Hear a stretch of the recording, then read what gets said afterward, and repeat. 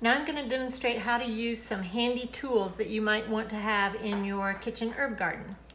The first thing are some herb scissors.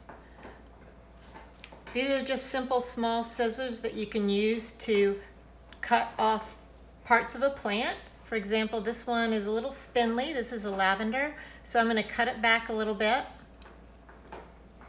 It'll just make it grow more.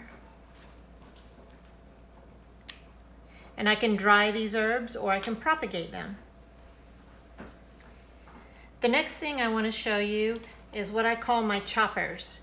These are another type of herb scissors that have several blades. And I love these for cutting chives. If you want to chop up your chives, it's very tedious to do it with just a knife. But these will cut several pieces of chives at the same time. I love these. These are my favorite tool to have in the kitchen. And I know you're thinking, what about all those pieces that are getting stuck between the blades? Well, that's what this handy tool is for. This is also a cover for the scissors, but I can also use it to get all those pieces out from between the blades. The next tool I want to show you is called a stripper. This has several holes for different size herbs and also has a blade for chopping. So today I'm going to take this little piece of thyme that I cut. When you have a recipe that says to chop thyme leaves, that's crazy. But this is for actually just removing the leaves from the stem. So what I'm going to do is I'm going to put it through one of these holes, one of the smaller holes since it's got a small stalk, and pull it through to the other side.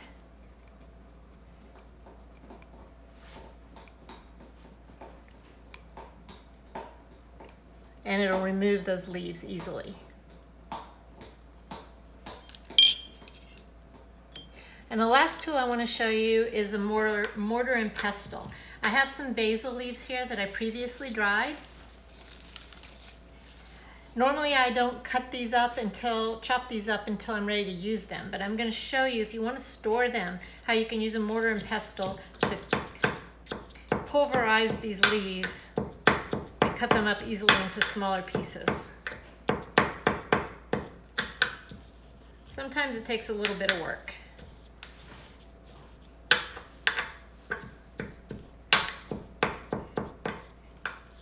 And the last important tool is a storage jar.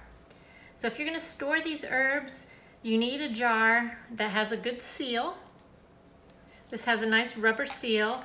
And make sure that you label the jar with the contents and the date so that you'll know after 3 or 4 months, then you probably, if you haven't used it by then, you probably need to toss it.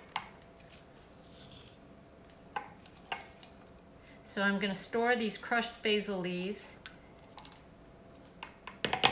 in my little jar.